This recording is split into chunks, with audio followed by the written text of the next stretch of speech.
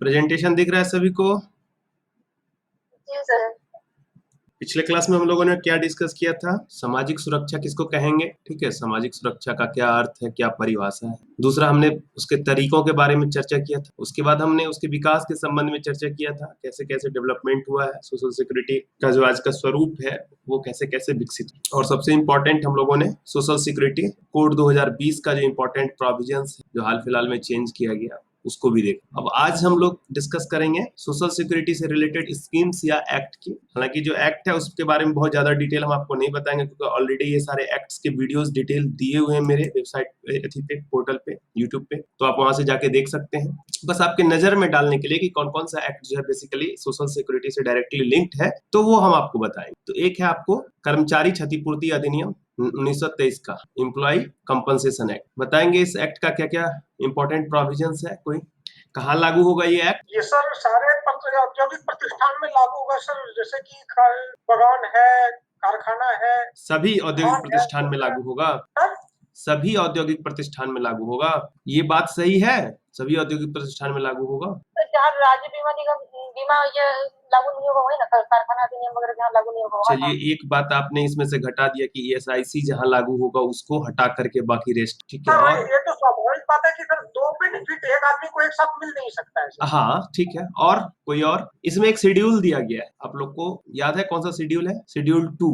उसमें establishment defined है, कहाँ कहाँ लागू, ठीक है, उसमें सूची है एस्टेब्लिशमेंट की। तो हम लोग ये नहीं कहेंगे कि सभी जगह लागू होगा, शेड्यूल 2 में जो डिफाइंड एस्टेब्लिशमेंट है वहां पर ये लागू होता है, ठीक है। अधिनियम की अनुसूची 2 में उल्लेखित क्षेत्र या प्रतिष्ठान में लागू होगा। और उद्देश्य इसका क्या है कि कार्य के कारण यदि दुर्घटना से मृत्यु हो जाती है तब भी हम लोग लाभ देते हैं, या अशक्तता हो जाती है, या रोग हो जाता है व्यवसाय जनित, तो उस सब में उसके सुरक्षा के लिए, बीमारी का इलाज के लिए उसका जो है सो हम लोग, ठीक है। एक्ट के बारे में डिटेल है ना सर? क्या बोले? मेन मोटो तो सामाजिक सुरक्षा प्रदान करना है ना। हाँ, वो तो उसी में पढ़ ही रहे हैं हम लोग कि सामाजिक सुरक्षा से ही जुड़े हुए कौन कौन अधिनियम है। तो किन किन स्थितियों में सुरक्षा, वो तो पेंशन तो नहीं देता है ये अधिनियम, हम लोग मातृत्व लाभ तो नहीं देता है, तो किन किन स्थितियों में ये सुरक्षा प्रदान करता है, यही उसका उद्देश्य। पात्रता, जैसा कि मैंने आपको बताया, शेड्यूल 2 में आने वाला क्षेत्र में ये लागू होगा। पात्रता ESI के श्रमिक को छोड़ करके, और जो क्षतिपूर्ति की राशि की गणना होती है वो 15,000 रुपए तक के लिए होती है, ठीक है। तो यहाँ एक चीज मैं क्लियर कर दूं, कुछ दिन पहले हमें किसी ने भेजा था कि 15,000 रुपया कितना भी वेतन मिले तो 15,000 रुपये पर गणना होगा। मुझे याद नहीं है किन्हीं ने भेजा था, किसी टीचर के नोट्स का ही वो स्क्रीनशॉट, तो वो नहीं होता है ऐसा। आपका जितना वेतन होगा उसी के हिसाब से गणना होगी, लेकिन अधिकतम 15,000। यदि किसी का 20,000 रुपये वेतन है तो उसके लाभ का जो गणना होगा क्षतिपूर्ति का, वो 15,000 रुपये तक पर गणना होगा। लेकिन अगर किसी का वेतन 10,000 रुपया है तो उसका 10,000 रुपये पर ही गणना किया जाएगा, ठीक है। क्षतिपूर्ति कितना परसेंट गणना होता है ये एक्ट में पढ़िए, हम अभी आपको थोड़ा सा हल्का सा बता देंगे, बहुत ज्यादा डिटेल में नहीं जाएंगे आपके। इसमें जैसे कि दो तरह का, अगर मान लीजिए डेथ होता है तो 50% लेते हैं हम लोग वेज का, ठीक है, डेथ होने पर 50% लेते हैं। और अगर मान लीजिए कि विकलांगता हो जाती है, अशक्तता होती है, तो 60% लेते हैं। और अशक्तता में भी फिर अगर आंशिक है तो प्रतिशत के हिसाब से इस प्रतिशत का प्रतिशत निकालते हैं, ठीक है। मेरे एक्ट में 3 सेक्शन में ये वीडियो है, आप जाके इसको देखिए। न्यूनतम लाभ इसमें 1,20,000 रुपए का, क्योंकि हम लोग यहाँ एक्ट डिस्कस नहीं कर रहे हैं, बस आपके एक नजर में डाल रहे हैं कौन कौन सा हम लोग का सामाजिक सुरक्षा से जुड़ा हुआ अधिनियम है, ठीक है। सर ये तो 6 क्षेत्र में सर लागू होता है। अभी तो हमने आपको बताया कि अधिनियम का जो अनुसूची 2 है उसमें जो एस्टेब्लिशमेंट है उसमें वो लागू होगा। अधिनियम की अनुसूची 2 में शेड्यूल 2 है, एस्टेब्लिशमेंट को डिफाइन करता है, वहां पे लागू होगा। क्लियर? कोई लगता है जुड़ना चाह रहे हैं क्या? तो इसमें जो है न्यूनतम 1,20,000 रुपए का जो है भुगतान होता है, या फिर ये न्यूनतम है, या फिर उसके एज का फैक्टर होता है। हम लोग रिलेवेंट फैक्टर निकालते हैं एज के हिसाब से, फिर मल्टीप्लाई करते हैं उसके वेज का 50% से, और वो जितना आ जाए, अगर डेथ का केस है तो फिर वो जितना आ जाए अमाउंट, तो वो, और यहाँ पे सीलिंग है 15,000 रुपए। अस्थायी अशक्तता में जो है वो न्यूनतम 1,40,000 रुपए का भुगतान जो है। और अस्थायी अशक्तता होगा तो 5 वर्षों तक का मजदूरी 50% की दर से मिलेगा, बाद में उसको परमानेंट में ट्रांसफर कर दिया, ठीक है। बाकी एक्ट के बारे में आप डिटेल जाके देख लीजिए। दूसरा अधिनियम है आपको, जैसे मातृत्व हित लाभ अधिनियम 1961, तो इसके बारे में भी आप लोग जानते होंगे। हाल में ही 2017 में इसमें जो है सो व्यापक संशोधन किया गया था, maternity benefit act amendment act के थ्रू। मैंने आपको पहले क्लासेस में बताया भी है इसके बारे में। इस अधिनियम का स्कोप है क्या कि जो माताएं हैं, गर्भवती महिलाएं हैं, तो बच्चा का जन्म होने के पहले भी उनको सुरक्षित करना, और उसके बाद भी, दोनों स्थिति में। तो जन्म होने के पहले भी उसकी छुट्टी वगैरह की व्यवस्था है, या फिर और मान लीजिए कि अगर उसका एबॉर्शन हो जाता है या कुछ और मेडिकल प्रेगनेंसी का मेडिकल टर्मिनेशन होता है, तो इन सब स्थिति में भी सुरक्षित किया गया। मातृत्व लाभ जो है जन्म के बाद भी बच्चे के उसको दिया जाता है, मेडिकल बोनस वगैरह बहुत सारी चीजें इसमें कवर की गई हैं।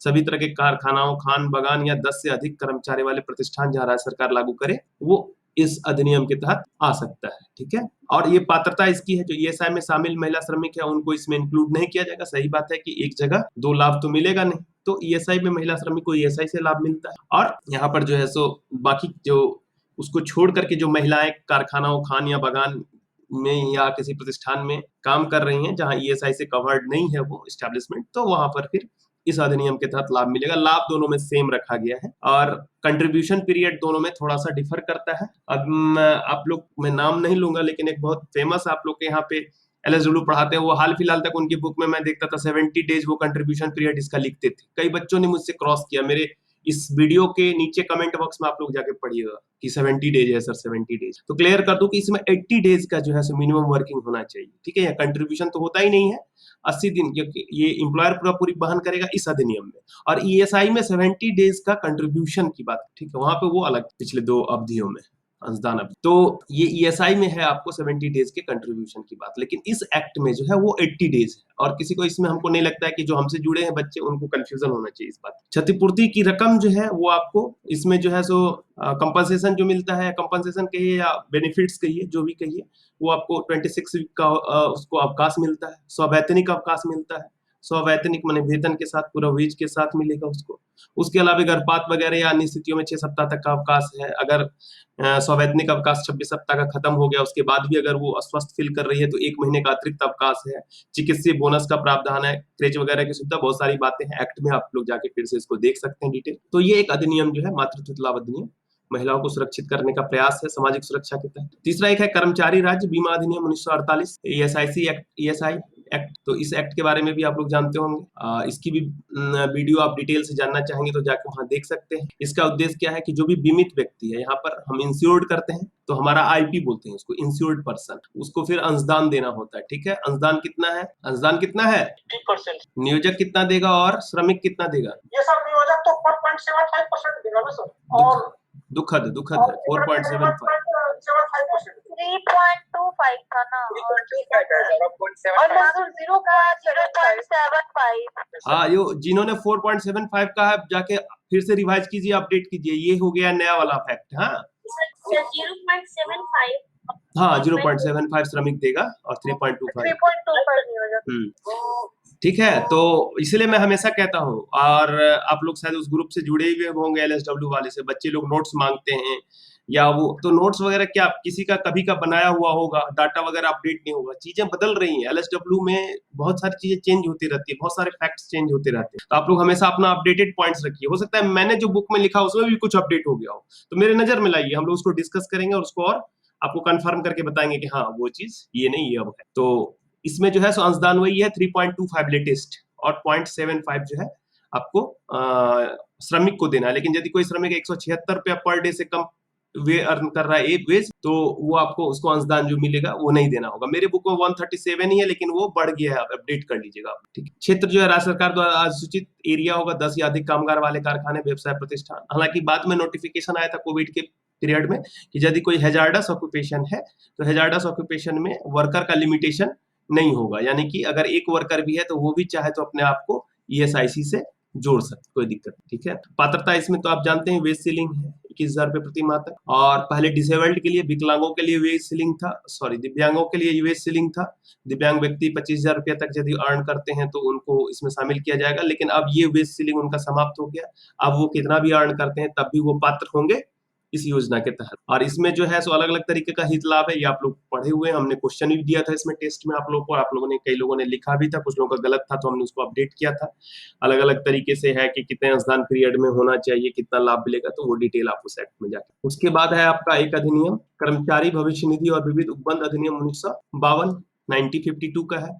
मैंने कल हिस्ट्री जो इसका बताया था उसमें आपको बताया था कैसे कैसे ये अधिनियम आया था। पहले इसका कर्मचारी भविष्य निधि और बोनस भुगतान अधिनियम था, बोनस अधिनियम था, तो उसके बाद में नाम चेंज किया था इन लोगों ने। इसका उद्देश्य है भविष्य निधि और पेंशन स्कीम, दो इसमें बेसिकली स्कीम जुड़े हुए हैं। तो इसमें आप जब देखेंगे तो एक है एक एम्प्लॉय प्रोविडेंट फंड एक है एम्प्लॉय पेंशन स्कीम और एक है आपको deposit link scheme, employ deposit link scheme. ठीक है, ये 3 आपको इससे लिंक, इसको अच्छे से समझ लीजिए, कुछ भी आपका कंफ्यूजन नहीं रहेगा। इसमें कर्मचारी भविष्य निधि अधिनियम के तहत ही ये तीनों लिंक है, employ provident fund, employ pension scheme और employ deposit link insurance scheme. Provident fund है कि आपका जब रिटायरमेंट हो जाएगा 60 साल के बाद तो आपको एक लमसम राशि मिलेगी इस प्रोविडेंट फंड में, जो जमा होगी, सरकार जो अपना रेट तय करती है, इंटरेस्ट देती है, आपका एम्प्लॉयर का हिस्सा, उस पर जो इंटरेस्ट वगैरह मिल करके 10 लाख 20 लाख 15 लाख जो बन जाए, तो एक वो लमसम राशि जो है सो अमाउंट आपको यहाँ पे एम्प्लॉय प्रोविडेंट फंड से मिलेगा। ईपीएस स्कीम में जो पैसा जमा होगा उसका आपको जो है सो पेंशन मिलेगा। ठीक, और वो पेंशन कैलकुलेशन का अपना तरीका होता है, लास्ट जो 12 महीने का एवरेज सैलरी होता है, उसके बाद फिर उसको डिवाइड करते हैं वो लोग 70 से, और फिर उसको बाद जितना निकलता है उसका अपना एक तरीका है निकालने का।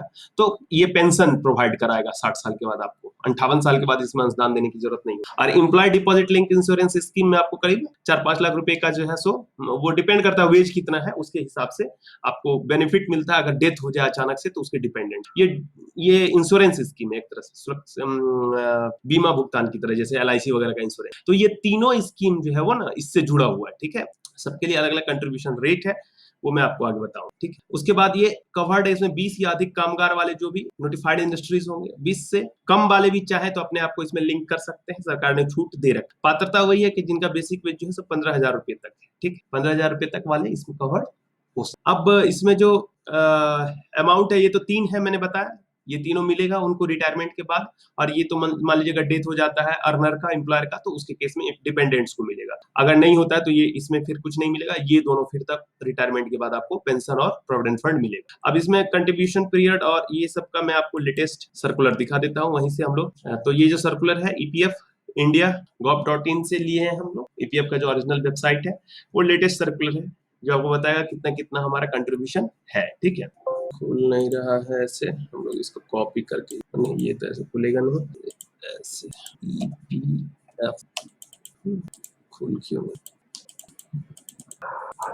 तो ये आप देख पा रहे होंगे शायद क्लियर कि कंट्रीब्यूशन पीरियड का ये चार्ट है EPF का। अभी प्रेजेंट रेट क्या है कंट्रीब्यूशन का। ठीक है, तो प्रेजेंट रेट जो कंट्रीब्यूशन का है एम्प्लॉय का और एम्प्लॉयर का दिया हुआ है 12% और ऑब्लिक है 10% स्पेशल केसेस। ठीक है, तो 10% कहाँ पे, जहां पर लेस देन 20 एम्प्लॉय एम्प्लॉयड है, और अगर वो एम्प्लॉयर चाहता है कि वो अपने वर्कर्स को इस योजना से कवर्ड करे तो वहां पे उसको एम्प्लॉय को 10% देना होगा जो उसके एम्प्लॉय कवर्ड होंगे। ठीक है, यदि कोई सिक इंडस्ट्री है, कंपनी है, तो उस केसेस में, या फिर एनी एस्टेब्लिशमेंट जहाँ की वो उसका नेटवर्थ में लॉस हुआ है, या फिर जूट, बीड़ी, ब्रिक, क्वायर या गौर गम फैक्ट्रीज, ये सब है, तो इन सब केसेस में कुछ एस्टेब्लिशमेंट है जहां 10% का रेट एप्लीकेबल है, अदरवाइज बाकी जगह 12% का। तो 12% कंट्रीब्यूशन आपको देना है किसको, एम्प्लॉयर को, और 12% देना है एम्प्लॉय को। ठीक है, अब यहाँ पे एम्प्लॉयर जो 12% देगा और एम्प्लॉय भी 12% देगा। ठीक, अब एम्प्लॉयर के 12% को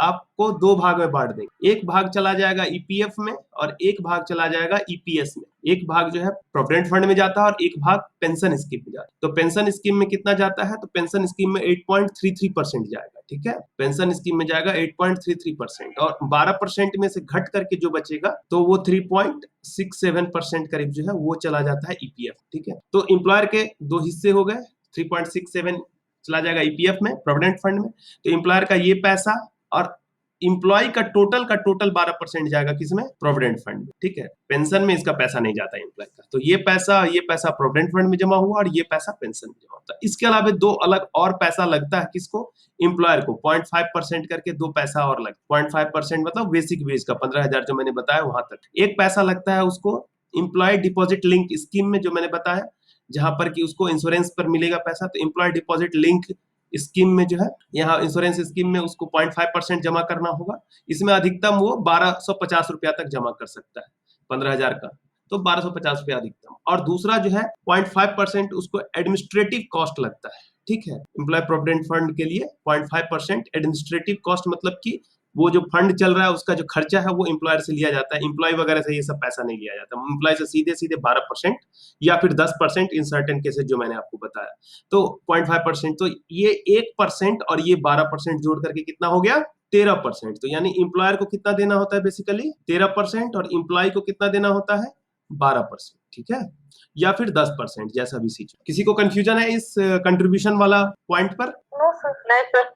ठीक, ये छोटा सा चीज है लेकिन बहुत कंफ्यूजिंग है, इसीलिए मैं आपको कह रहा हूँ कि इसको क्लियर रखिए। अब आप लोग देख लेते हैं लेटेस्ट नोटिफिकेशन जो कि सरकार ने एक छूट दिया है, ठीक है। हालांकि मैंने उसमें लिंक तो दिया, लेकिन वो लिंक क्लिक कर रहा हूँ तो खुल नहीं रहा है। खुल जाता तो मुझे खोजना नहीं पड़ता। प्रेस इंफॉर्मेशन ब्यूरो, हाँ खुल गया। तो प्रेस इंफॉर्मेशन ब्यूरो का जो लेटेस्ट इंफॉर्मेशन है आपका इसके रिगार्डिंग कि कोविड-19 पेंडेमिक को देखते हुए सरकार ने जो है सो कुछ इसमें प्रोविजन किए हैं। वो किस प्रोविजन क्या किए हैं? आत्मनिर्भर भारत रोजगार योजना के तहत। इस योजना का नाम याद रखिएगा आप लोग, आत्मनिर्भर भारत रोजगार योजना, ठीक है। इस योजना के तहत वैसा इंडस्ट्री जहाँ पे कि एम्प्लॉय लोगों ने जो जिनका 15,000 से वेज कम है और वो सर्टेन पीरियड दिया हुआ 1 अक्टूबर 2020 तक उन्होंने उसमें जो है सो ईपीएफओ में अपना मेंबर के रूप में रजिस्टर्ड नहीं हुए, वो इससे कवर्ड हो सकते हैं। या फिर वो मेंबर है तो 3/20 से लेके 30/9/20 के बीच में जो है सो वो ज्वाइन किए, इस तरह करके कंडीशन दिया हुआ है।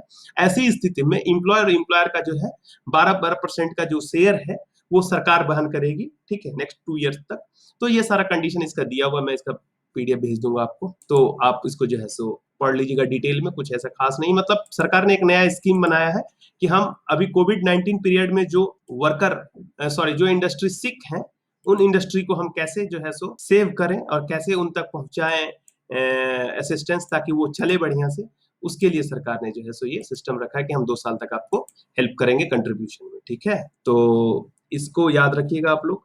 बाकी 10% और 12% का चक्कर रहता है। कोविड में एक और हुआ था आपको कि कंट्रीब्यूशन को घटा दिया गया था, 12% को घटा के 10% सभी के लिए किया गया था, और सर्टेन मंथ के लिए, फ्रॉम मार्च टू सितंबर तक किया गया था, 6 महीने। तो वो फिर लेकिन कोविड के बाद फिर उसको वापस कर दिया। तो अभी यही है आपका कंट्रीब्यूशन का पूरा सिस्टम। उसके बाद एक एक्ट है आपका ग्रेच्युटी वाला, उपादान भुगतान अधिनियम 1972 का, आप लोग जानते होंगे। इसमें जो भी रिटायर्ड वर्कर्स हैं या एक सर्टेन अवधि तक, कितना अवधि है इसमें, उतने दिन तक काम करने के बाद उनको मिल सकता है। कितना दिन है? 5 साल है सर। हाँ, वेरी गुड, 5 ईयर है। तो 5 इयर्स या कंटिन्यूअस सर्विस होगा तो 4 इयर्स, 240 डेज का कंटिन्यूअस सर्विस हो जाएगा तो वो मिल जाएगा। मतलब 5 साल का ही है, 240 डेज को ही हम लोग कंटिन्यूअस सर्विस 1 साल के लिए मानते हैं। तो ये सुप्रीम कोर्ट का डिसीजन था कि अगर कोई लगातार 4 साल 240 दिन, मतलब लास्ट ईयर में लगातार 240 दिन काम कर चुका है तो वो एलिजिबल हो जाएगा 5 साल माना। तो उसको जो है सो आपको इससे कवर्ड किया गया। कारखाना, खदान, रेलवे, बंदरगाह, शिक्षण संस्थान, वाणिज्यिक प्रतिष्ठान, ये सब आपको कवर्ड है इस एक्ट में। इस एक्ट के बारे में भी मेरा डिटेल वीडियो, आप जाकर वहाँ देख लीजिएगा डिटेल। 5 साल की लगातार उसकी सेवा होनी चाहिए, कोई सीलिंग नहीं है, वेज लिमिट नहीं है, और जो मिलता है वो प्रत्येक वर्ष की सेवा के लिए 15 दिन की मजदूरी मिलती है, और फिर अलग अलग है, सीजनल के लिए अलग है, ये सब आप देख लीजिएगा। अधिकतम 20 लाख रुपया जो है इसको मैक्सिमम, ये लास्ट अमेंडमेंट है आपका 2019 या 18 का, उस जो 20 लाख रुपया इसको 10 लाख से बढ़ा करके किया है, तो मैक्सिमम 20 लाख रुपया तक जा सके। अब हम लोग जो है, यहाँ तक क्लियर है आप लोगों को? ये सारे एक्ट के बारे में हम लोग ऑलरेडी जानते थे, केवल पीएफ एक्ट के बारे में आप लोग का सिलेबस में नहीं है, तो हमने कभी इस पे एक्ट बनाया नहीं है। हालांकि कुछ बच्चे डिमांड कर रहे हैं, देखता हूँ समय मिलेगा तो कभी इस पे हम लोग। अब हम लोग देख लेते हैं बिहार सरकार के स्तर से संचालित विभिन्न प्रकार की सामाजिक सुरक्षा योजना, ठीक है। ये जो सोशल सिक्योरिटी स्कीम्स है, इसमें न केवल बिहार बल्कि केंद्र सरकार भी कई योजनाएं हैं जो चलाती है। कई बार योजनाओं में जो योजनाएं चलती हैं उसको थोड़ा समझिए। जो योजना चलती है या तो वो 3 तरह की हो सकती है। एक तो होगा केंद्र प्रायोजित, ठीक है, सेंट्रली स्पॉन्सर्ड। तो सेंट्रली स्पॉन्सर्ड योजना मतलब क्या हुआ इसका मतलब? तो केंद्र प्रायोजित योजना सर, जिसके लिए इसका संचालन केंद्र सरकार करती है और सारा पैसा वही देंगी। हाँ, मतलब सेंट्रली स्पॉन्सर्ड है, संचालन तो स्टेट भी कर सकती है, 100% फंडेड होता है सेंटर से, ठीक है। एक होता है केंद्र प्लस राज्य का शेयर के साथ, हाँ, शेयर कंट्रीब्यूशन। तो इसमें अलग अलग है, कहीं 25-75 आप देखिएगा, कहीं 60-40 देखिएगा, कहीं 50-50 देखिएगा, यही सब रेशियो देखने को मिलेगा अलग अलग स्कीम से। एक राज्य प्रायोजित है तो 100% स्टेट अपना पैसा से वो खर्च कर रही है। अब कई बार एक ही योजना का केंद्र योजना भी दिखेगा, राज्य योजना भी दिखेगा। तो कारण ये होता है कि केंद्र योजना की जो एलिजिबिलिटी होती है उसको कोई क्वालिफाई नहीं कर पाया, या कई बार केंद्र ने फंड नहीं रिलीज किया तो चलो state scheme, same parallel scheme बना हुआ तो उससे उसको लाभ मिल जाता है। तो ये इस चलते ऐसा भी। तो हम लोग देख लेते हैं कुछ इंपॉर्टेंट स्कीम हमारा जो इससे जुड़ा हुआ है, सोशल सिक्योरिटी से जुड़ा हुआ इंपॉर्टेंट स्कीम है। तो इसको हम लोग यहाँ, अब जैसे कि एक है आपका बुढ़ापा से जुड़ा हुआ ओल्ड एज पेंशन स्कीम, कई सारा पेंशन स्कीम अपने यहाँ चलता है, ठीक है। अब एक है मुख्यमंत्री वृद्धजन पेंशन योजना, हाल में कुछ दिनों पहले ही लागू हुआ था आपको। ये इसमें जो है 60 साल से अधिक उम्र का कोई व्यक्ति यदि मान लीजिए किसी भी अन्य पेंशन योजना से आच्छादित नहीं है, उसके कोई सरकारी योजना या किसी ऐसे जॉब से नहीं निकला है जहां उसको पेंशन मिलता है, जैसे मान लीजिए पीएफ से वो कवर्ड रहता, अपने जॉब पीरियड में, तो उसको पेंशन मिलता है। लेकिन वो नहीं है, या एनपीएस सिस्टम से नहीं जुड़ा हुआ हो या सरकारी योजना से नहीं जुड़ा हो, तो वो सब तरह के सारे लोग जो है इसमें पात्र आ जाएंगे, जो बिहार का स्थायी निवासी। इस योजना को लाने का उद्देश्य ये है कि बहुत सारी योजनाएं ऐसी है जिसमें सर्टेन कंडीशन है, बीपीएल वाले आएंगे या सर्टेन ग्रुप्स के पीपल्स आएंगे, लेकिन यहाँ पे है कि हर एक आदमी को कवर किया गया, वो किसी भी कैटेगरी का हो, बीपीएल हो ना हो, किसी भी क्लास से रिलेटेड हो, वो उसमें कवर्ड होगा मुख्यमंत्री वृद्धजन पेंशन योजना में, यदि उसको किसी भी प्रकार की पेंशन योजना। तो ये एक वाइड कवरेज दिया गया है पेंशन योजना को। बहुत ही इंपॉर्टेंट स्कीम है बिहार सरकार का मुख्यमंत्री वृद्धजन पेंशन योजना। 100% ये राज्य सरकार के द्वारा फंडेड होता है। सोशल सिक्योरिटी डिपार्टमेंट जो हमारे यहाँ समाज कल्याण विभाग, वो इसको चलाता है। मैक्सिमम योजना अपने यहाँ जो समाज कल्याण विभाग से चलता है, खास करके पेंशन वगैरह की योजनाएं तो 100%। लाभ इसमें वही है जो कि अन्य पेंशन योजनाओं में है। इंदिरा गांधी पेंशन योजना में जैसे है 400 रुपया प्रति माह का पेंशन जो है 60 साल के बाद मिलता है, और 60 से लेकर 80 साल तक आपको 400 रुपया पर मंथ मिलेगा, ठीक है। और 80 साल के बाद जो है उसको 500 रुपये का पेंशन मिलना शुरू हो जाता है, यदि वो 80 साल के बाद व्यक्ति जीवित है। उसी तरह सेम है इंदिरा गांधी राष्ट्रीय वृद्धावस्था पेंशन योजना, काफी फेमस स्कीम है, सेंट्रली स्पॉन्सर्ड स्कीम है, जिसमें कि सेंटर का 50% और 50% स्टेट का जो है सो हिस्सा होता है, दोनों 50-50 देते हैं। और 80 वर्ष के बाद जो है 100% केंद्र पैसा देते हैं। तो 60 से 80 तक दोनों 50-50 शेयर करते हैं, और 80 के बाद 100% केंद्र सरकार पैसा देती है गरीबी रेखा से नीचे रहने वालों के लिए, 60 वर्ष या उससे अधिक के व्यक्तियों के लिए। अब यही जो व्यक्ति इसमें कवर्ड नहीं होगा, वो यहाँ पे आकर के कवर्ड हो जाएगा हमारे स्टेट में, ठीक।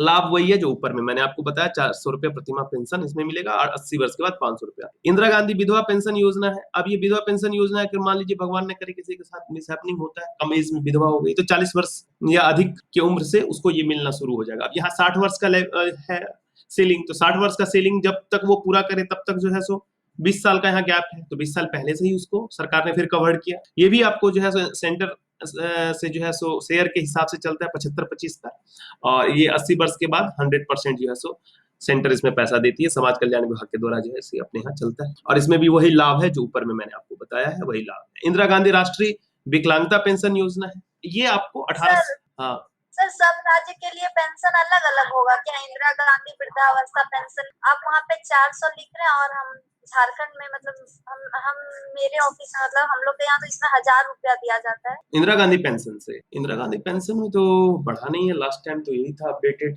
हमने सोशल सिक्योरिटी डिपार्टमेंट से कंफर्म किया।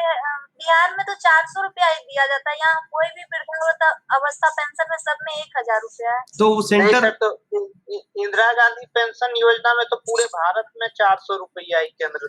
हाँ वही हमको लग रहा है ना, वहाँ स्टेट गवर्नमेंट ने क्या किया होगा, बाकी का 600 अपने तरफ से मिलाया होगा, ठीक है। जैसे कि 400 रुपया पर 75-25 का यहाँ बंटवारा होगा, या 50-50 का 200 केंद्र दिया और 200 स्टेट को देना है। अब बाकी अगर स्टेट चाह रही कि हम 1000 रुपया दें, तो 200 के बदले स्टेट 800 रुपया देगी, तो 200 केंद्र दिया, 800 स्टेट दिया, तो 1000 रुपया उसको मिलेगा। ऐसा हो सकता है, ठीक है। ये बहुत बड़ी बात नहीं है, वो उसको क्रॉस चेक कर लीजिएगा। ये अपडेटेड इसलिए मैं कह रहा हूँ क्योंकि मैंने सोशल सिक्योरिटी डिपार्टमेंट, हाँ आप होगा, मैं मान रहा हूँ वो इस तरह से किया होगा। ये सोशल सिक्योरिटी डिपार्टमेंट का अफसर से मैंने कंफर्म करवाया था, तो उन्होंने कहा था कि यही है बिहार में। फिर भी मैं क्रॉस चेक कर लूंगा, संभावनाएं हमेशा बनी रहती हैं अपने आप को बेहतर करने। तो चलिए, स्टेट गवर्नमेंट चाहे तो अपनी तरफ से बढ़ा सकता है। हाँ तो वही चीज मैंने कहा ना कि वो 200 रुपया मान लीजिए भारत सरकार दे रही है, 200 सरकार को देना था, राज्य सरकार को 400 रुपया हो गया, राज्य सरकार 200 के बदले 800 देगी, तो 800 दोनों 1000 रुपया हो जाएगा, 800-200 में, यही चीज है। तो ये विकलांगता पेंशन योजना जो है आपको गरीबी रेखा से नीचे रहने वाले लोग, ये भी आपको केंद्र और राज्य का कंट्रीब्यूशन 75-25 का है 80 वर्ष तक, और 80 से ऊपर 100% केंद्र सरकार देगी।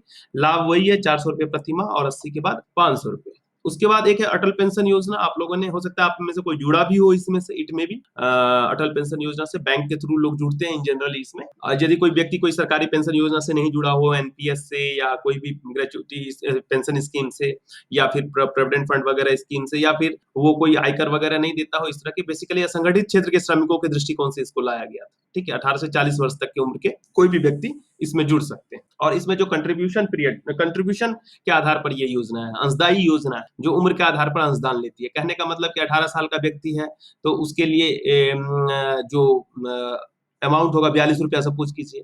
फिर अगर वो 19 साल का है तो वो अमाउंट बढ़ जाएगा, वो आपका एज के हिसाब से फैक्टर है, 40 साल तक जाते जाते वो अमाउंट ज्यादा बढ़ जाएगा, 200 रुपया तक हो जाएगा। अब इसमें जो है सो अलग अलग लाभ है, 1000 रुपया का आप पेंशन चाहते हैं 60 साल के बाद, या 2000 का पेंशन चाहते हैं 60 साल के बाद, या 5000 का पेंशन चाहते हैं, तो 1 2 3 4 5 ये 5 कैटेगरी में पेंशन है। तो जितना पेंशन, अगर 5000 का पेंशन चाहेंगे तो आपका कंट्रीब्यूशन बढ़ जाएगा, ज्यादा आपको अंशदान देना। तो अंशदान आधारित ये योजना है, आपको लाभुक को खुद अंशदान देना होगा। और इसको जो है pension fund regulatory and development authority जो है PFRDA वो रेगुलेट करती है भारत सरकार की, एक तरह से भारत सरकार ही इसको रेगुलेट करती है। और 1000 से 5000 रुपया तक का पेंशन 60 साल के बाद इसको जो है सो लोगों को मिलेगा। इसमें अभी तो मान लीजिए ये योजना चल रही है तो अभी तो किसी का 60 साल हुआ नहीं होगा, अगर उस समय किसी की उम्र 40 साल भी रही होगी तो ये योजना हार्डली अभी 2015 या 14 में आई थी, तो 6-7 साल हुआ है, तो अब तो 60 साल के बाद पता चलेगा 5000 मिलेगा कि नहीं मिलेगा। चलिए, श्रम योगी मानधन योजना नेक्स्ट है। श्रम योगी मानधन योजना में लिमिटेशन है 15,000 रुपया तक उसका मंथली आय हो। बेसिकली ये भी असंगठित क्षेत्र के श्रमिकों के लिए ही आया हुआ है, जो डेली वेज वर्कर हैं, रेहड़ी ठेला चलाने वाले आदमी ब्रिक क्लीन पे काम करते हैं, उन सब के लिए। तो 15,000 रुपया तक का मैक्सिमम उनका वेज लिमिट यहाँ रखा गया। 18 से 40 वर्ष तक का उम्र है, वो आयकर दाता नहीं हो या किसी अन्य पेंशन योजना से नहीं जुड़ा हो, जैसा कि ऊपर में स्कीम बताया गया था। ये अंशदायी योजना है, इसमें केंद्र और राज्य बराबर हिस्से, सॉरी केंद्र और लाभार्थी, राज्य नहीं, लाभार्थी बराबर हिस्सेदारी देते। लाभार्थी मतलब यदि आप जुड़ना चाहते हैं, यदि आप इसमें एलिजिबल हैं इन कंडीशंस के साथ, तो आपको देना पड़ेगा। जैसे 18 साल के लिए 42 रुपया केंद्र सरकार देगी, 42 रुपया लाभार्थी देगा। और जब 60 साल का हो जाएगा वो 42 रुपया हर महीने जमा करते जाएगा। जब 60 वर्ष का हो जाएगा तो उसको मिनिमम 3000 रुपया का न्यूनतम पेंशन, उससे ज्यादा भी दे सकती है सरकार, लेकिन 3000 का न्यूनतम पेंशन 60 साल के बाद देगी। ये योजना थी ही, तो पता नहीं ये योजना क्यों आई, बहुत उसमें क्लियर नहीं है। सरकार ने एक नया स्कीम लाया, मोरलेस वो उसी तर्ज पर है। यहाँ पर थोड़ा स्कोप ज्यादा था, 1000 रुपया से 5000 तक का अलग अलग अंशदान का था, यहाँ एक ही है। और यहाँ अंतर ये है कि ये केंद्र का इसमें कोई अंशदान नहीं है। उस समय जब लॉन्च हुआ था तो कुछ पीरियड के लिए केंद्र ने कुछ कंडीशन के साथ 1000 रुपए तक का अंशदान का वगैरह का रखा था, लेकिन अब वो खत्म हो चुका है। यहाँ पर ये है अंतर की आधा पैसा लाभुक को देना है, आधा पैसा केंद्र सरकार देगी। कई मामलों में केंद्र सरकार जो है राज्य सरकार को भी कहती है कि आप चाहें तो विशेष वर्ग के लाभुकों के लिए आप दे दीजिए। जैसे हमारे यहाँ बिहार की अगर बात करें तो बिहार में कंस्ट्रक्शन वर्कर्स के बारे में मैंने आपको पहले भी बताया था कि बिहार में कंस्ट्रक्शन वर्कर के लिए कल्याण बोर्ड है, उसको हम लोग कहते हैं Bihar building and other construction worker welfare board. तो ये जो Bihar building and other construction workers welfare board है, इस बोर्ड के जो भी श्रमिक है उसके लिए अंशदान ये बोर्ड पर पे करेगी, और बाकी पैसा सरकार जो केंद्र सरकार को देना है। यानी कि सपोज कीजिए कोई 18 साल का वर्कर इससे रजिस्टर्ड है तो 42 रुपया बोर्ड देगी और 42 रुपया केंद्र सरकार देगा। तो लाभार्थी को इसमें जो लाभुक है उसको पैसा नहीं देना पड़ेगा। तो इस तरह का भी सिस्टम बहुत सारे जगह पर है, अपने यहाँ ये कंस्ट्रक्शन बोर्ड के लिए लागू हो गया है। कई और भी लोग हैं जो इससे इस तरह की योजनाओं से जुड़ना चाह रहे हैं, या और भी प्रयास कर रही है केंद्र सरकार के और भी इस तरह के इंस्टीट्यूशन जुड़े जो वर्कर के बदले खुद अंशदान दे। तो ये एक अलग इशू है, लेकिन इस योजना का जो मेन स्कोप है कि भाई हम कम से कम न्यूनतम 3000 रुपए का वेतन 60 साल के बाद देंगे, और वो 18 से 40 तक के उम्र का आदमी ही इसमें घुस सकता है। यानी कि अगर 18 वर्ष तक का उम्र है तो कम उसको अंशदान देना होगा, अगर उम्र 40 साल होगा तो उसको 200 रुपया पर मंथ अंशदान देना होगा। तो 200 रुपया करके 12 महीने में 2400 रुपया सालाना, और 2400 रुपया 200 रुपया करके केंद्र सरकार भी उसके बदले देगी। और वो कब तक देगा 200 रुपया करके, तो 200 रुपया गुने 12 यानी 2400 रुपया 1 साल का, और उस 40 साल का है तो 60 साल होने में उसको 20 साल लगेंगे, तो इंटू 20 यानी 48,000 रुपये उसको कुल जमा करने, और 48,000 रुपये केंद्र सरकार भी उसके बदले डिपॉजिट करेगी। और ये फिर इस पैसे का जो फंड है उससे 3,000 रुपये, यानी कि 16 महीना मान के चलिए, 16 48,000 रुपये, 16 महीना अगर वो पेंशन उठा लिया 16 मंथ, तो उसका जो पैसा पे किया गया था वो उसका ऊपर हो जाएगा। तो ये उसका पूरा है कैलकुलेशन मैंने आपको। खैर चलिए, सेम स्कीम है आपको NPS for traders and self employed person. NPS scheme, NPS traders इसको शॉर्ट में बोलते हैं, या NPS traders and self employed मतलब वैसे छोटे छोटे व्यापारी, खुदरा व्यापारी, जैसे पान का दुकान चलाते हैं या किराना का दुकान चलाते हैं, इस तरह के खुदरा छोटे छोटे व्यापारी या सेल्फ एम्प्लॉयड पर्सन जो है, जिनका कि सालाना टर्नओवर 1.5 करोड़ रुपया से कम है। 1.5 करोड़ रुपया से कम है टर्नओवर। टर्नओवर मतलब कि लाभ नहीं, टर्नओवर के साल भर में जो बिजनेस करते हैं, पैसा का ट्रांजैक्शन करते हैं, वो उनका ट्रांजैक्शन 1.5 करोड़ से कम है, तो वो इसमें कवर्ड हो सकता, और 18 से 40 वर्ष तक की उम्र होना चाहिए, आयकर दाता नहीं हो, पेंशन योजना से अन्य जुड़ा हुआ नहीं हो, ये सारी बातें इसमें भी है। और सेम यहाँ पर जो श्रमयोगी मानधन योजना की तरह है, सरकार इसमें 50-50 अंशदान देगी, 50% उसको देना है। ये दोनों योजना को LIC संचालित कर रही है, यानी फंड जो है LIC जमा कर रही है, बाद में LIC इसका पेंशन देगी, और इसमें भी वही है, 3000 रुपए तक का न्यूनतम पेंशन देगा। दोनों योजना में बस एक ही अंतर है कि एक योजना असंगठित श्रमिकों के लिए है, श्रम योगी मानधन योजना, नाम से क्लियर है, और दूसरा है फॉर ट्रेडर्स, व्यापारियों के लिए, छोटे व्यापारियों के लिए, सेल्फ एम्प्लॉयड पर्सन के लिए, स्वनियोजित व्यक्ति। क्लियर? एक है आपका, हाँ, जो 60 साल के बाद सरकार पेंशन देगी, कितना दिन तक? जब तक वो जिंदा रहेगा तब तक देगी, ठीक है।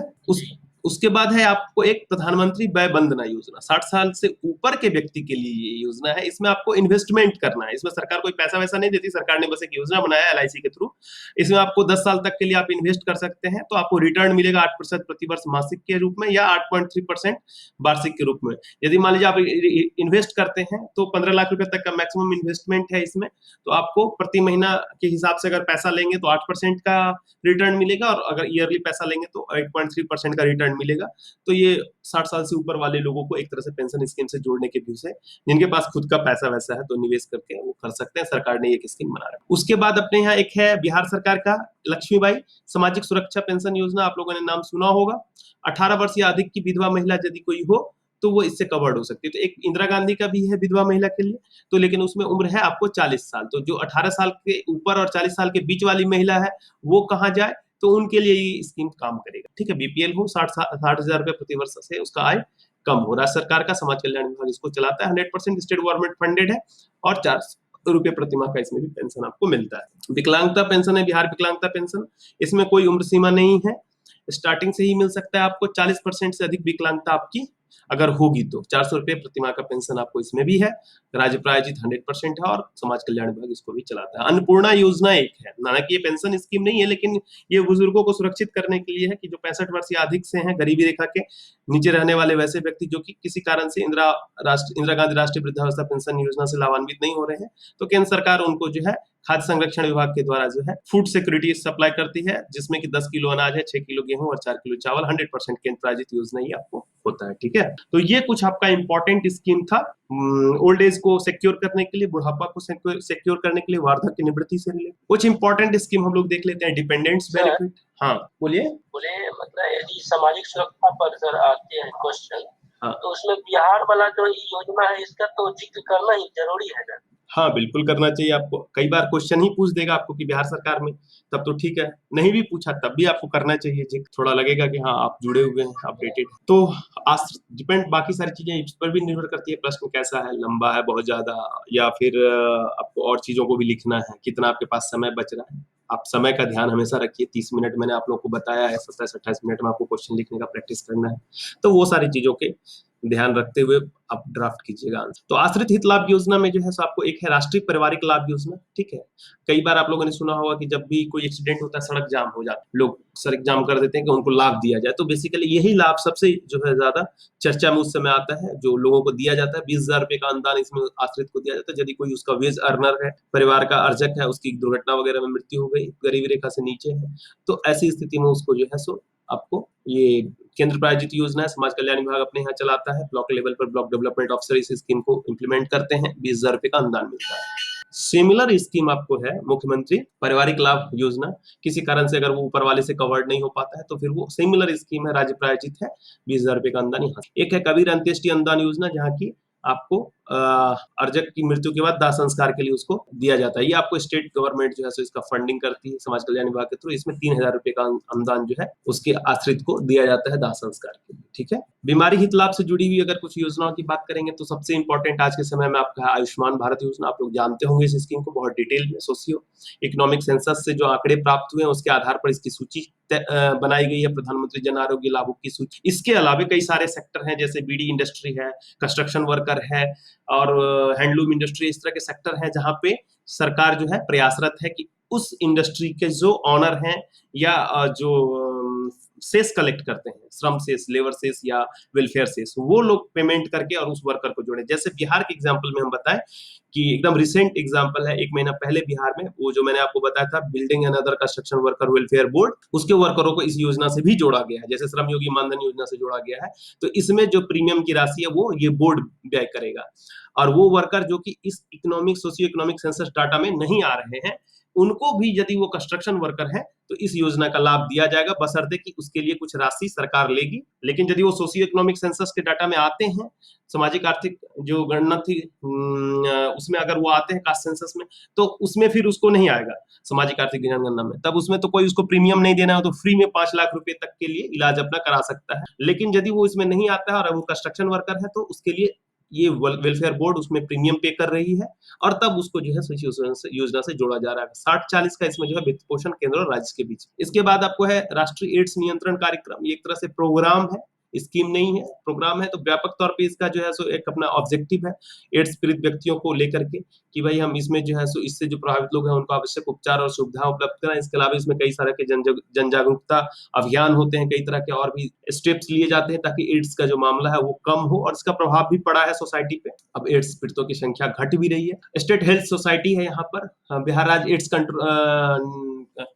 एड्स कंट्रोल करके नियंत्रण करके है सोसाइटी, वो अपना इसको चलाता है। राष्ट्रीय स्वास्थ्य बाल कार्यक्रम है जो बच्चों के लिए है, 0 से 18 वर्ष तक के बच्चों को इसमें कवर्ड किया गया है। केंद्र सरकार के द्वारा ये प्रायोजित है स्वास्थ्य एवं परिवार कल्याण मंत्रालय से। इसमें बच्चों में विशिष्ट रोगों के रोकथाम के लिए जो है सो कई तरह का ऐसा बीमारी जो जन्मजात बीमारी हो, जैसे कि आपको सपोज कीजिए जेनेटिकल कोई प्रॉब्लम है, कंजेनाइटल डिजीज है, तो उस तरह के प्रॉब्लम्स के लिए जो है सो सरकार उसको असिस्ट करती है जहां तक हो पाता है। उसी तरह से राष्ट्रीय किशोर स्वास्थ्य कार्यक्रम है जो किशोरों के लिए है, 10 से 19 वर्ष तक के बच्चों के लिए। ये भी परिवार स्वास्थ्य एवं परिवार कल्याण मंत्रालय द्वारा चलाया जाता है केंद्र सरकार के। इसमें किशोर किशोरियों को हेल्थ से रिलेटेड उनको परामर्श देना, न्यूट्रिशन से रिलेटेड, अब एज के हिसाब से उनका जो थॉट्स है उन सब के हिसाब से मानसिक स्वास्थ्य से जुड़ी हुई साइकोलॉजिकल वगैरह काउंसलिंग करना उनके, इन सारी बातों को इसमें कवर्ड किया। राष्ट्रीय आरोग्य निधि है, ये जो है आपको फंड है, कॉर्पस फंड है, जहां पर कि गरीबी रेखा से नीचे रहने वाले व्यक्तियों को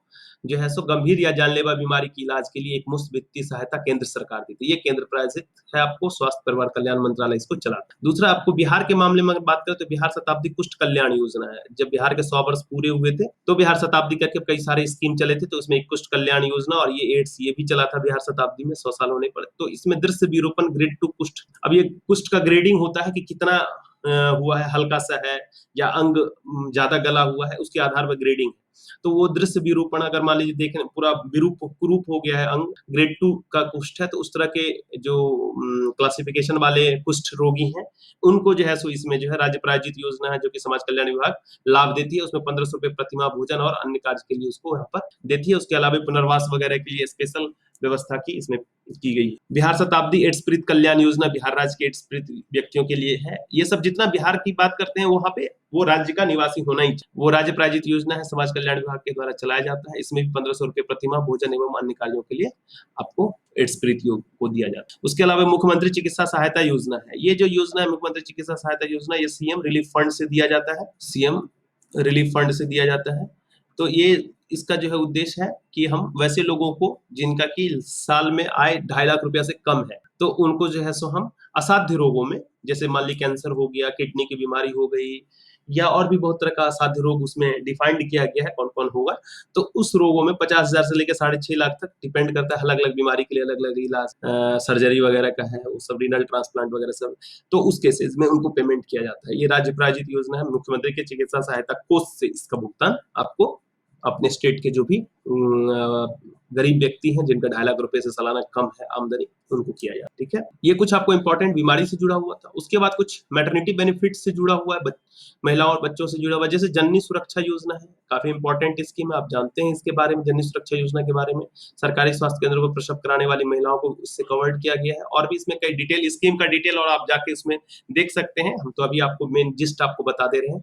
ये केंद्र प्रायोजित योजना है जो कि राष्ट्रीय स्वास्थ्य मिशन के द्वारा आपको चलाया जाता है। ग्रामीण क्षेत्रों में इसमें 1400 रुपया और शहरी क्षेत्रों में 1000 रुपए का इसमें आर्थिक सहायता इंस्टीट्यूशनल डिलीवरी होने के बाद दिया जाता है। उसके बाद इसमें और भी कुछ स्पेशल बेनिफिट्स हैं SC/STs and other BPL females women's वगैरह के लिए, तो वो आपको इसमें। उसके बाद एक है प्रधानमंत्री वंदना योजना, गर्भवती महिलाओं के पोषण के दृष्टिकोण से इसमें केंद्र और राज्य का 60-40 का रेशियो होता है। इसमें 5,000 रुपया 3 समान किस्तों में जो है आपको दिया जाता है। पहला किस्त 1000 रुपए, फिर 2 किस्त 2000 रुपए का होता है। उसके बाद मिशन इंद्रधनुष है, आपको टीकाकरण से जुड़ा हुआ, इसके बारे में आप लोग जानते होंगे।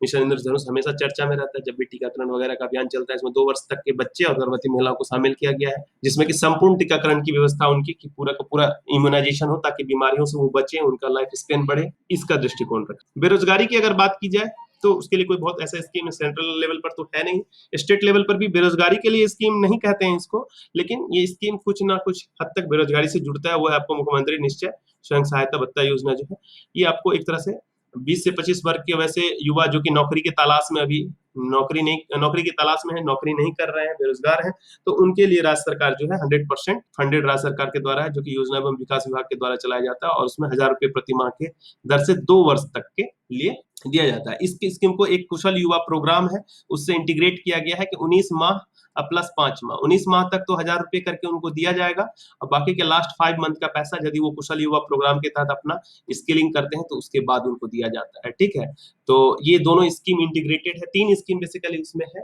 एक तो ये कुशल युवा प्रोग्राम है, दूसरा मुख्यमंत्री निश्चय स्वयं सहायता भत्ता योजना है, और तीसरा आपको वित्तीय सहायता है एजुकेशनल लोन के लिए। तो ये तीनों स्कीम कंबाइंड रूप में जो है सो यंगर्स के लिए दिया गया है, जो कि प्रयास करता है कि उनको हम बेहतर लाइफ स्टाइल दे। इसके अलावा बिहार सरकार के श्रम विभाग की कुछ महत्वपूर्ण योजना है, जिसका जिक्र आपको मैंने पहले भी कई बार किया है, फिर भी एक बार रिव्यू हम लोग कर लेते हैं उसका। एक है आपको इंपॉर्टेंट बिहार शताब्दी, मैंने बताया 100 साल पूरे होने के बाद कई सारे स्कीम चालू हुए, तो ये भी उसमें था। असंगठित कार्य क्षेत्र, नाम से ही क्लियर है, असंगठित कार्य क्षेत्र कामगार एवं शिल्पकार सामाजिक सुरक्षा योजना 2011, बहुत इंपॉर्टेंट योजना है। मैक्सिमम वर्कर इससे कवर्ड हो जाते हैं जिनका की उम्र 18 से 65 साल तक है, और राज्य के अंदर वो असंगठित कामगार के रूप में काम करते हैं, तो वो आते हैं। 100% इसमें राज्य सरकार फंड करती है, पैसा देती है, और इसमें अलग अलग सिचुएशन है, जैसे यदि स्वाभाविक मृत्यु होती है तो 30,000 रुपया उस लाभुक को दिया जाता है श्रम विभाग के थ्रू।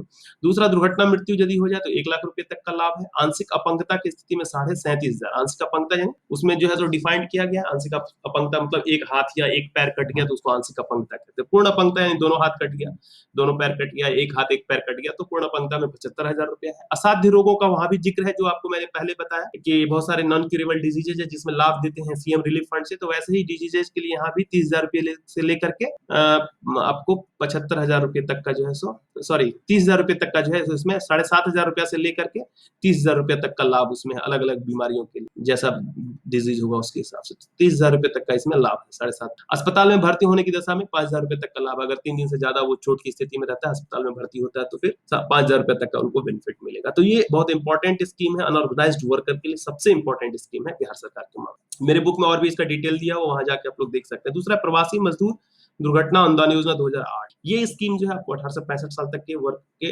प्रवासी कामगारों के लिए, प्रवासी आप समझते हैं जो स्टेट के बाहर हमारा काम करने के लिए जाते हैं, तो असंगठित क्षेत्र के वैसे कामगार जो राज्य के बाहर कार्यरत, उनके लिए ये योजना है, और ये भी 100% राज्य सरकार के द्वारा चालित है। इसमें अंतर ये है कि इसमें आपको स्वाभाविक मृत्यु का लाभ 30,000 रुपया आपको मिलता है, यदि राज्य के अंदर वो बीमारी से या नेचुरल डेथ किसी कारण से हो गया, हार्ट अटैक हो गया या किसी भी कारण से उसका नेचुरल डेथ हुआ, पता नहीं चला, तो उसको जो है सो इसमें मिलेगा लाभ। लेकिन इसमें जो है नेचुरल डेथ का लाभ नहीं मिलता है। दुर्घटना मृत्यु में 1 लाख रुपए का लाभ है, आंशिक अपंगता में 37,500 रुपए का, और पूर्ण अपंगता में 75,000 रुपए का। तो ये 3 लाभ जो है यहाँ पर राशि, इसलिए मैं बता रहा हूँ कंपेयर करके याद करने में आसान होगा। तो ये जो 3 लाख की राशि है, यही राशि यहाँ भी इनको मिलती है, बाकी ये सब इसमें एक्स्ट्रा। तीसरा, building and other construction worker welfare board, जो मैंने आपको अभी बताया कि building and other construction worker welfare board है, जो कि कई सारी योजनाओं को संचालित करती है। तो अभी मैंने आपको 2 तो बताया, श्रमयोगी मानधन योजना और आयुष्मान भारत योजना से जुड़े हुए अपने वर्कर को। इसमें रजिस्ट्रेशन का शर्त यह है कि पिछले 1 साल में कम से कम 90 दिन उसने जो है कंस्ट्रक्शन के क्षेत्र में काम किया हो, और उसका उम्र जो हो 18 से 60 के बीच में हो। तो ऐसे स्थिति में ऐसे वर्कर्स को लाभान्वित किया जाता है इस बोर्ड से। अब इस बोर्ड को पैसा कौन देती है? तो पैसा इसको जो है सो निर्माण कार्य जितना भी होता है स्टेट के अंदर, उस पर वो लेबर सेस लगाते हैं 1% का। मान लीजिए कोई भी 10 लाख का काम हो रहा है, तो 10,000 रुपया उसको वहां पर, 10 लाख रुपए का कोई बिल्डिंग बन रहा है तो 10,000 रुपया उसको इस बोर्ड में जमा करना होगा। 1% का लेबर सेस लगता है। सरकारी हो, प्राइवेट हो, निजी हो, अर्ध सरकारी हो, सारे इंस्टीट्यूशन जो भी बिल्डिंग कंस्ट्रक्शन होता है उसका 1% राशि जो है उसको इस बोर्ड में जमा करना है। उस राशि का एक कॉर्पस है जो कि आपको हजारों करोड़ का कॉर्पस है, और उसी कॉर्पस से बेनिफिट्स दिए जाते हैं वर्कर को। तो उसमें आपको दुर्घटना मृत्यु में 4 लाख रुपए का लाभ दिया जाता है। अगर उस वर्कर का कंस्ट्रक्शन साइट पर डेथ हो जाए किसी कारण से, किसी रजिस्टर्ड रजिस्टर्ड वर्कर का तो उसको 4 लाख रुपए का लाभ, नेचुरल डेथ हो जाए तो उसमें 2 लाख रुपए का लाभ है, विवाह सहायता में 50,000 रुपए की सहायता है, मातृत्व लाभ भी उसमें 90 दिन की न्यूनतम मजदूरी जो है उसमें दी जाती है मैटरनिटी बेनिफिट के रूप में। उसके अलावा पेंशन स्कीम है, 1,000 रुपए प्रति महीना का विकलांगता या नॉर्मल की स्थिति में भी 1,000 रुपए का पेंशन स्कीम है। पितृत्व लाभ भी इसमें दिया गया है 6,000 रुपया तक। पैटर्निटी बेनिफिट है, पैटर्निटी बेनिफिट मतलब कहने का कि अगर उसका निर्माण श्रमिक रजिस्टर्ड है, उसकी पत्नी निर्माण श्रमिक नहीं है और उसको अगर डिलीवरी होती है तो 6,000 रुपया 2 चाइल्ड तक के लिए उसको पैटर्निटी बेनिफिट्स भी दिया जाएगा। तो इस तरह के कई सारे इसमें और भी कई सारे स्कीम है। 3,000 रुपया इसमें ईयरली हेल्थ स्कीम के रूप में भी दिया जाए, सालाना चिकित्सा सहायता। तो कई तरह के इसमें और भी लाभ है। जो इंपॉर्टेंट है वो मैंने आपको बताया। ये आपको श्रम विभाग की जो इंपॉर्टेंट स्कीम है, ये आपको यही 3 सबसे इंपॉर्टेंट स्कीम है। इसके अलावा श्रम विभाग का और भी कुछ स्कीम है, जैसे चाइल्ड लेबर का रिहेबिलिटेशन, तो हमने आपको बताया पहले भी चाइल्ड लेबर का रिहेबिलिटेशन। तो श्रम विभाग की और योजना में एक है आपको चाइल्ड लेबर का और एक है आपको बॉन्डेड लेबर का रिहेबिलिटेशन। तो चाइल्ड लेबर के मामले में मैंने आपको पहले भी बताया है, पिछले वीडियो में लगता है शायद मैंने आपको डिस्कस किया था कि इसमें 3 तरह का लाभ है। कोई बता सकता है कौन कौन सा लाभ दिया जाता है चाइल्ड लेबर रिहेबिलिटेशन में? एक तो सर मुख्यमंत्री राहत कोष से उसको पैसा दिया जाता है। Very good. CMRF CM relief fund से हम लोग उसको 25,000 रुपए का राशि देते हैं 25,000 देते हैं यदि वो चाइल्ड लेबर ट्रैकिंग सिस्टम से जुड़ा है। दूसरा MC मेहता बनाम तमिलनाडु राज्य में सुप्रीम कोर्ट के आदेश के आलोक में उसको हाँ 20,000 रुपया नियोजक से लेते हैं और 5,000 रुपया राज्य सरकार जमा करती है, तो 25,000 रुपया वो भी उसके पुनर्वास कोष में जमा होता है। ठीक है, माता पिता के नियोजन नहीं देने के बदले 5,000 हाँ, वेरी गुड वेरी गुड, यही है। उसके अलावा तत्काल सहायता में 3,000 रुपया दिया जाता है। तत्काल सहायता 3,000 रुपये, हाँ, ये भी उसको दिया जाता है। उसके अलावा इस बार एक्ट ने भी एक प्रोविजन किया है, जो 2016 में अमेंडमेंट हुआ था, तो उसने प्रोविजन किया कि 15,000 रुपया जो है हम देंगे, एक और फंड बनेगा। जिस तरह ये MC मेहता के आदेश से एक फंड बना था, उसी तरह से एक्ट ने कहा कि एक और फंड बनेगा जिसमें 15,000 रुपया देना होगा हर एक कन्विक्शन के बाद। यानी मान लीजिए कोई इंप्लॉयर जो है चाइल्ड लेबर को नियोजित करता है और नियोजित करने के बाद उस एम्प्लॉयर को मान लीजिए कि सिस्टम में वो कैच आउट होता है कि हाँ नहीं इसने चाइल्ड लेबर को रखा था, तो उसको उसके ऊपर प्रोसिक्यूशन होगा, केस होगा। केस दर्ज होने के बाद वो फिर कोर्ट में केस चलता है, तो यदि कोर्ट उसको कन्विक्ट कर देती है, कन्विक्शन मतलब कि उसको दोषी मान लेती है, तो ऐसी स्थिति में उस पर फाइन लगाएगी। तो चाइल्ड लेबर एक्ट में फाइन का प्रोविजन है, आपको याद होगा। तो कितना फाइन है सर? 20,000 से 50,000। वेरी गुड, 20,000 से लेके 50,000 तक। तो 20,000 से 50,000 तक का फाइन है। तो अब 20,000 से 50,000 तक का कुछ भी फाइन लगा सकता है कोर्ट। मान लीजिए कोर्ट ने उसमें 40,000 का फाइन लगाया, तो 40,000 रुपया ये कहाँ जाएगा?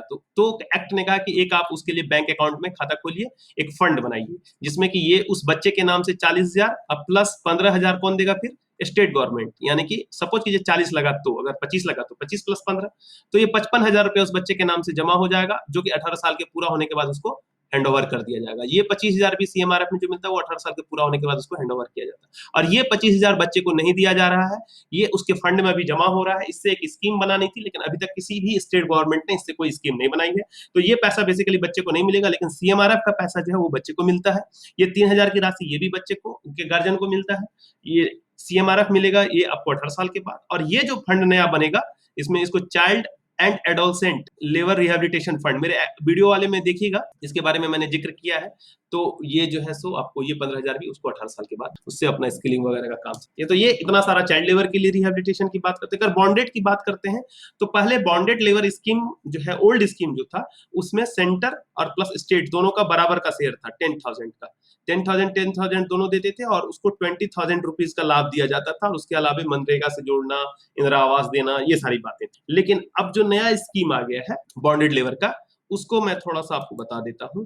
अब जो नया स्कीम आ गया है बॉन्डेड लेबर रिहेबिलिटेशन स्कीम, वो आपको 2017 का है। इस स्कीम के तहत क्या है कि 3 तरह का लाभ मिलेगा। 1 लाख रुपए का, 2 लाख रुपए का, मेरे बुक में ये सारी चीजें दी गई है, और 3 लाख रुपए का। अगर आपने बुक पढ़ा होगा तो उसमें मिलेगा। 1 लाख रुपए का लाभ किसके लिए है? एडल्ट मेल वर्कर के लिए, ठीक है। एडल्ट मेल है अगर, और बॉन्डेड लेबर से रेस्क्यू होता है, तो 1 लाख रुपए तक का उसको असिस्टेंस देगा। पूरा का पूरा पैसा अब केंद्र सरकार ही देगी, राज्य सरकार को पैसा नहीं देना है, ठीक है। पूरा का पैसा पूरा सरकार केंद्र सरकार को देना है, वही देगी। राज्य सरकार को बस डिमांड करना है। 1 लाख रुपया तक मिलेगा एडल्ट मेल वर्कर को। 2 लाख रुपया तक जो है सो चाइल्ड और वीमेन के केस में, अगर वो बॉन्डेड लेबर से रेस्क्यू होती है तो। और 3 लाख रुपया है आपको अगर मान लीजिए प्रोसिक्यूशन से होता है, सॉरी प्रोस्टिट्यूशन से होता है, ह्यूमन ट्रैफिकिंग से अगर कोई रेस्क्यू होता है, मान लीजिए उसको हाथ वगैरह पैर वगैरह तोड़ करके आपको बेगरी वगैरह करा रहा है, मंगवा रहा है, इस सब तरह के मतलब डिस्ट्रेस कंडीशन से अगर कोई बच्चा महिला रेस्क्यू होती है तो उसको 3 लाख रुपए तक का रिहेबिलिटेशन पैकेज दिया जाएगा। ये पूरा का पूरा केंद्र सरकार देगी, 1, 2, 3 लाख। अब इसमें है कि जैसे ही वो रेस्क्यू होगा, जैसे ही वो उसका विमुक्त किया जाएगा उसको उन स्थितियों से, तो तीनों ही कैटेगरी के वर्कर को तुरंत के तुरंत 20,000 रुपया देना है। उसको हम कहते हैं इमीडिएट असिस्टेंस, तत्काल आर्थिक सहायता। तो तत्काल आर्थिक सहायता में 20,000 देना है।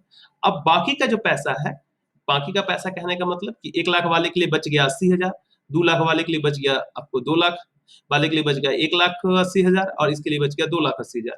तो ये जो पैसा है आपको, ये तब मिलेगा जब जो नियोजक जिसको दोषी बनाया गया है उस बॉन्डेड लेबर के बारे में, जिसके यहाँ वो काम कर रहा था, उसको सजा मिल जाएगी तो केंद्र सरकार उसके बाद ये पैसा देगी। ये इसलिए बनाया गया सिस्टम कि इसमें जो है कई सारे एनजीओज वगैरह कुछ नेगेटिव रोल प्ले कर रहे थे, किसी को भी जबरदस्ती। अब बॉन्डेड लेबर का डेफिनेशन जो है आपको काफी व्यापक बनाया गया था। इसमें था कि अगर मिनिमम वेज भी नहीं दे रहा है बहुत दिनों से तो वो भी बॉन्डेड लेबर में कवर्ड हो जाता है।